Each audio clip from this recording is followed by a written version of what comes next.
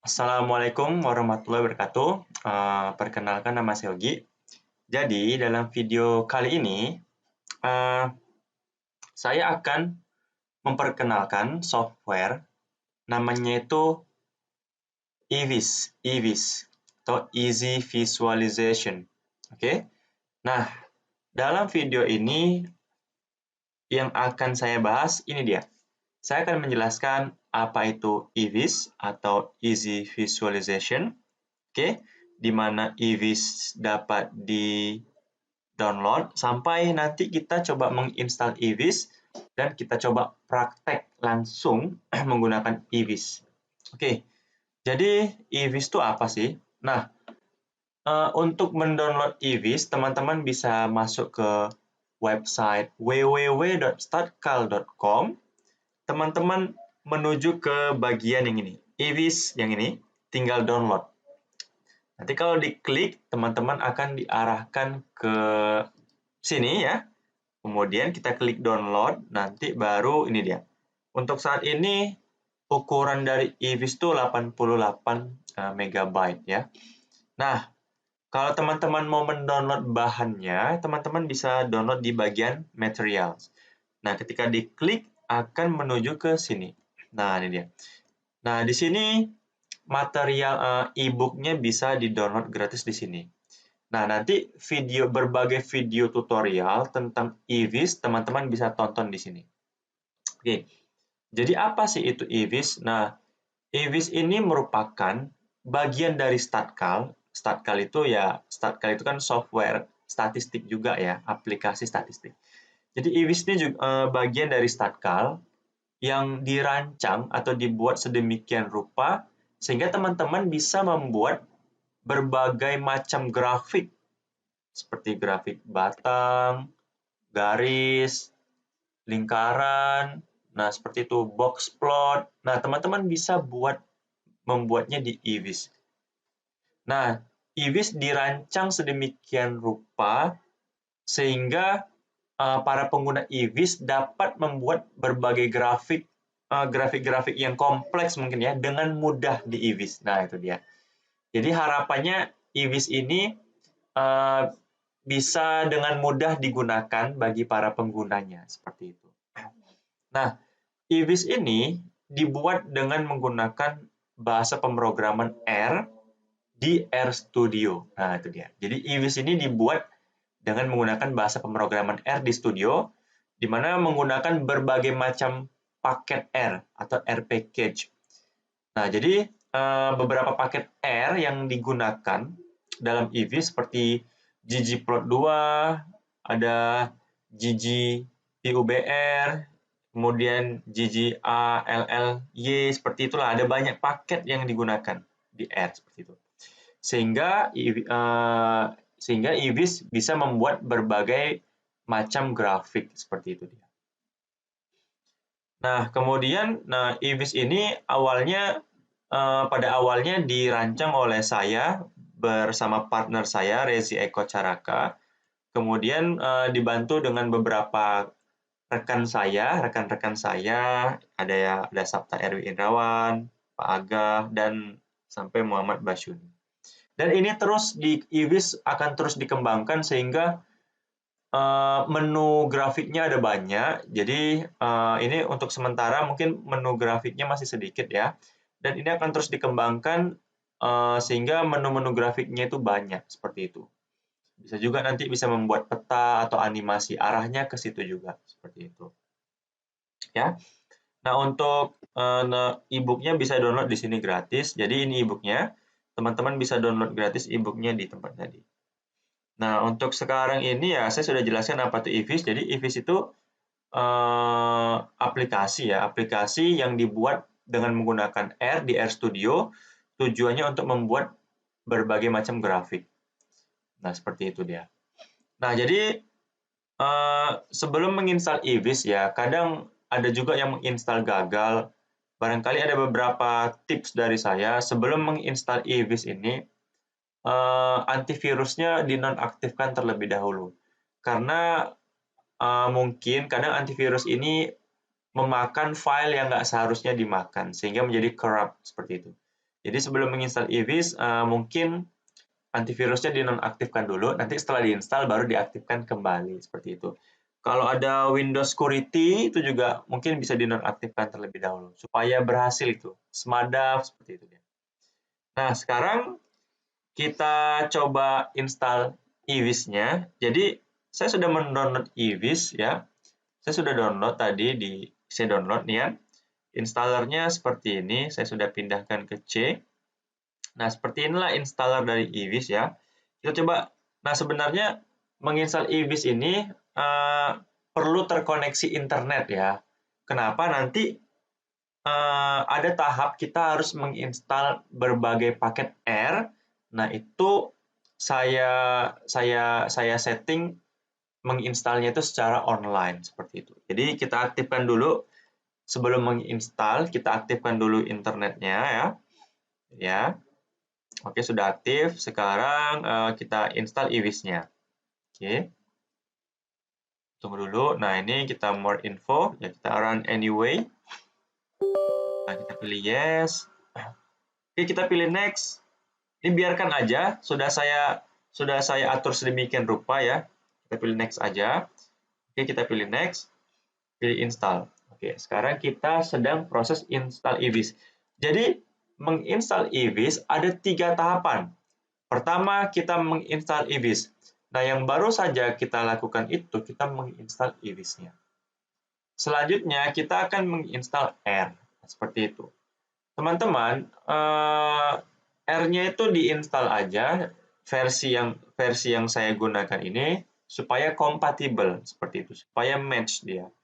Oke, kita sudah berhasil ya menginstal evis ya. Kemudian kita lanjut menginstal R. Sekarang kita install R-nya. Kita next. Oke, kita create shortcut-nya seperti itu. Nah, sekarang kita lagi menginstal R-nya. Jadi kita tunggu dulu sampai berhasil menginstal R-nya. Kita tunggu dulu ya. Nah, kita sudah berhasil menginstal R-nya. Tahap terakhir adalah kita akan menginstal beberapa paket R yang diperlukan oleh evis ya. Jadi, kita jalankan R-nya terlebih dahulu. Nah, ini dia. Ada 2, ada 64 sama 86. Saya gunakan yang 64 bit ya. Nah, kemudian ada kode yang saya rancang. Kita buka dulu folder namanya evis. Akan muncul ya evis. Kemudian kita buka ini how to install, ini yang teks dokumen. Nah, di sini sebenarnya saya ada salah ketik ya. Mohon maaf. Sebenarnya 2 baris ini saya salah. Ini saya ganti dengan di sini evis. Nah, sorry. Saya lupa menyetingnya. Oke.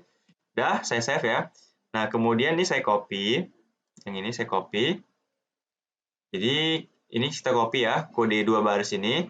Kemudian kita pindahkan di sini. Paste. Kemudian kita pilih enter. Kita pilih yes. Kita pilih yes. Kita tunggu dulu. Nah, ini pilih aja cloud. Kita pilih cloud aja ya. Kita pilih OK. Nah, ini sekarang kita masuk ke tahapan proses menginstal berbagai paket R yang diperlukan oleh evis. Jadi, mungkin ini agak memakan waktu, jadi kita tunggu aja sampai selesai. Nah, ini kita sudah berhasil menginstal beberapa paket yang diperlukan oleh evis. Jadi kalau ada tulisan seperti ini, congratulations, artinya teman-teman sudah berhasil menginstal paket R yang diperlukan oleh evis. Jadi kita sudah berhasil menginstal evis, sudah berhasil menginstal R, dan sudah berhasil menginstal beberapa paket R yang diperlukan untuk evis. Sorry. Nah, sekarang karena sudah selesai, kita boleh matikan internetnya. Karena internetnya itu diaktifkan hanya untuk menginstal aja. Jadi kita coba mengolah data sekarang menggunakan evis. Oke. Kita close aja. Sekarang kita coba jalankan evis-nya. Jadi, dalam folder evis ini ya ada beberapa file. Contoh datanya ada di bagian dataset. Ya, nanti kita coba gunakan di sini. Ya. Oke. Ini logo dari evis-nya ya. Kita coba jalankan. Bismillahirrahmanirrahim. Apakah berhasil? Ini nggak terkoneksi internet ya. Jadi cuman eVis ini kan aplikasi berbasis web.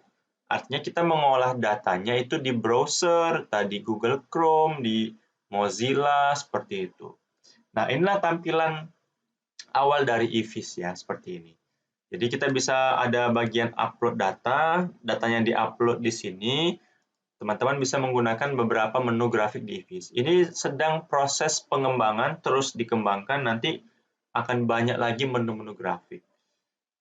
Misalkan kita coba contoh kasus ya, ada data misalkan, data apa ya, data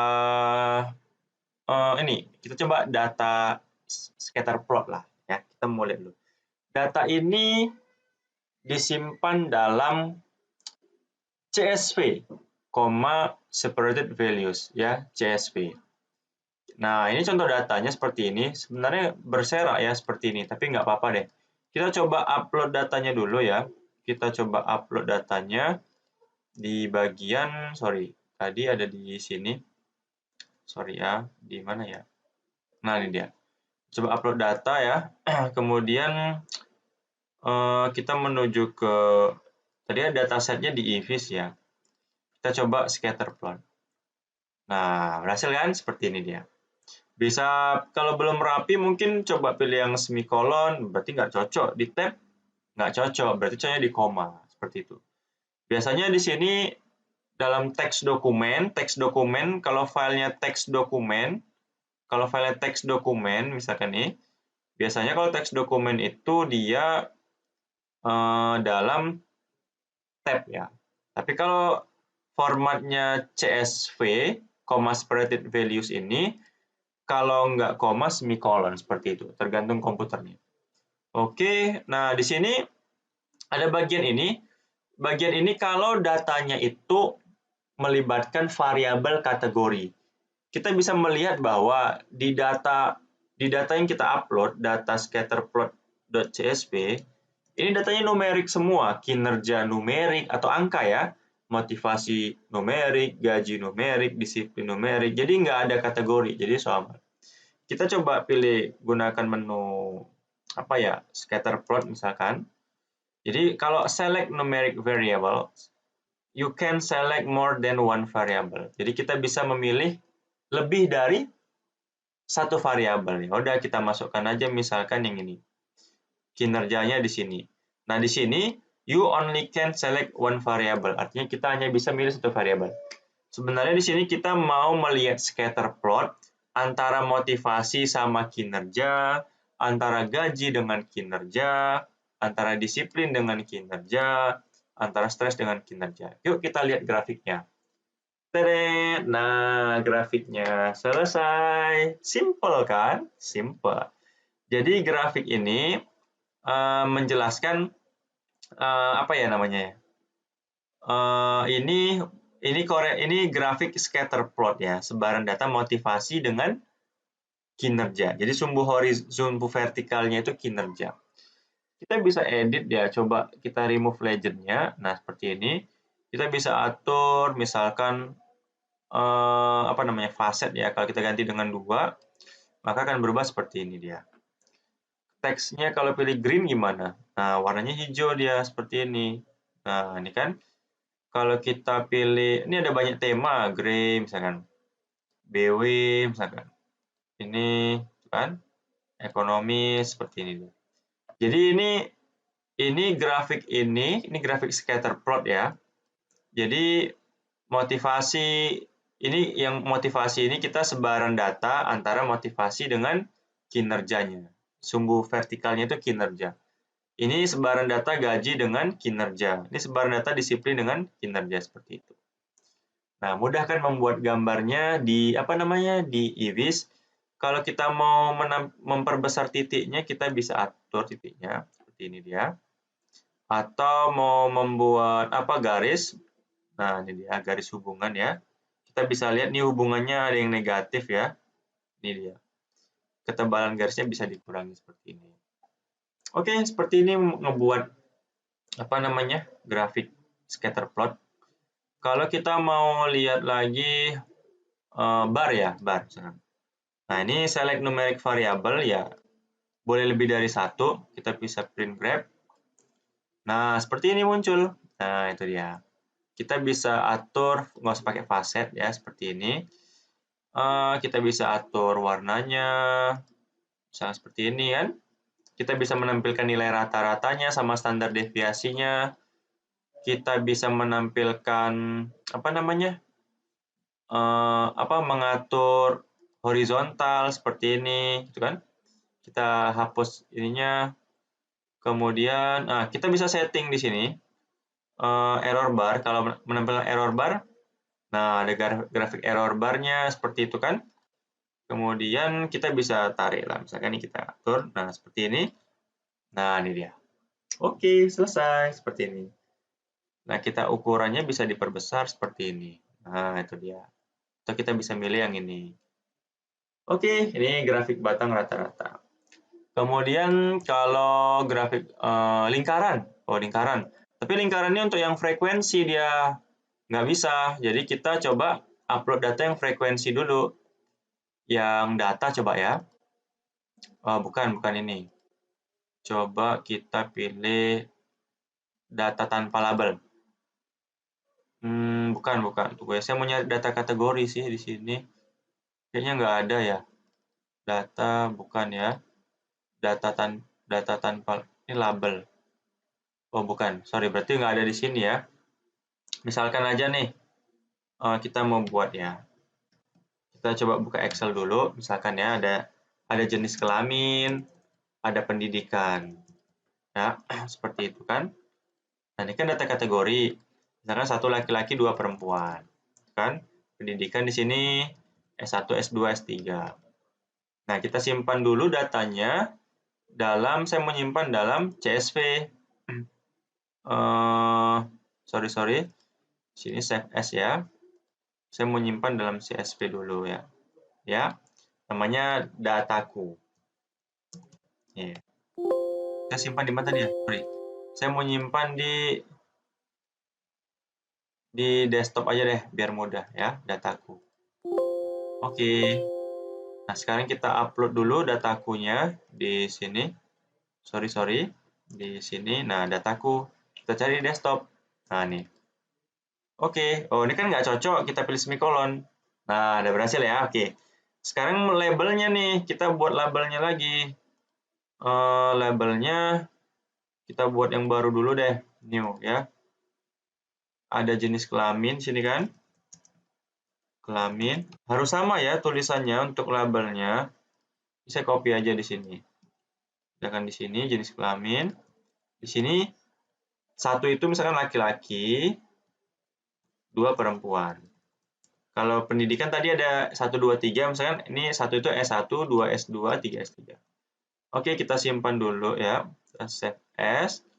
Saya mau nyimpan di desktop namanya label, tapi formatnya itu CSV. Save. Oke. Nah, sekarang tinggal kita import labelnya di sini. Labelnya. Nah, ini kan muncul nggak di bawah? Nah, muncul nih. Sorry, ini semikolon. Nah, ini dia. Nah, sekarang kita mau ini kan masih angka ya. Kita ganti ini 1. Berubah dia. Kenapa 1? Karena jenis kelamin ini mau dicocokkan ke jenis kelamin yang ini. Ini kan kolom ke-1. Pendidikan kan kolom ke-2. Berarti di sini 2. Nah, berarti ini sudah benar. Yang sebelumnya datanya angka, sekarang sudah diganti dengan labelnya. Ya udah, sekarang kita tinggal pilih. Kita mau buat grafik lingkaran, ya udah tinggal pilih ini, pilih yang frekuensi. Maka hasilnya muncul. Nah, seperti ini. Berhasil. Kita bisa perbesar teksnya. Kan? Kemudian kita bisa tampilkan persennya atau frekuensi yang persen seperti ini dia. Bisa juga ngasih warna sendiri loh, misalkan kita mau ngasih warna tunggu. Error ya, misalkan merah, red, green, orange. Nah, seperti itu. Muncul nggak dia? Kita pilih yang manual. Nah, red, green. Kan ada 5. 1, 2, 3, 4, 5. Ini kan red, green, red, green, orange. Ada 5. Seperti itu. Kita coba hapus legendnya. Oke, teman-teman. Semoga bermanfaat. Teman-teman bisa bereksplorasi sendiri. Ini sekilas dari saya. Semoga bermanfaat. Assalamualaikum warahmatullahi wabarakatuh.